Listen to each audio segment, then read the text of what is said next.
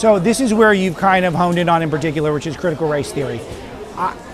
Does it have a clear definition? Because I'll tell you, I think if you ask Ibram Kendi, I don't know if he's got a definition for it, but he gets credited for it, whatever. But does it have a definition? How big of a threat is it? Because I feel like half of the left is telling us it's a hoax by folks like you and me, and half are telling us it's the most essential thing we've ever tried to implement in American society. Okay, so the first thing you have to realize is when they tell you opposite things to try to divert away from something, they say, no, you're wrong, and it points in opposite directions, that means you're straight over the target. Yeah. And so, yes, it does have a definition. No, they don't fully agree on that definition, so it's better if we kind of give one from the outside. The simplest definition of critical race theory is, it is the belief that systemic racism was created by white people to be the fundamental organizing principle of society.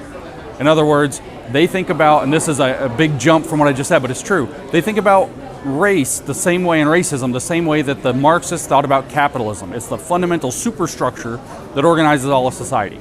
And everything has to be thought about in those terms. Everything has to be thought about in terms of the power dynamics generated by race and racism, just the same way that Marx thought about the power dynamics created by the bourgeoisie and capitalism. And you have to think of it that way. White people become, or whiteness becomes the mark of the bourgeoisie. It's exactly the same ideology. So when you ask how dangerous is it, well, look at what's happening in Cuba right now. I mean, there's protests outside here right now about how bad communism is and how it causes states to collapse and they drain all the resources and destroy it.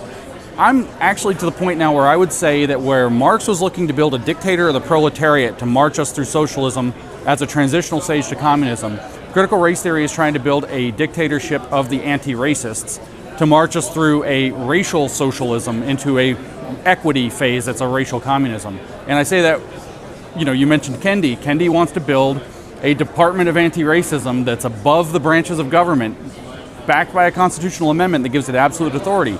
Dictatorship of the anti-racists. That's what the goal of critical race theory is. Is that compatible with American values in our founding documents? No. All men are created equal is in direct opposition to that. In fact, for the people who really know what's going on, and this is philosophically deep, I know, it's put in dialectical opposition to the founding documents of the United States in order to try to transform them into something completely different and I say dialectical, and again, I go back to Marx in the dialectical materialism sense, but this is dialectical racial structuralism if we get into their literature, and they talk about it in exactly the parallel language, exactly the same kind of stuff.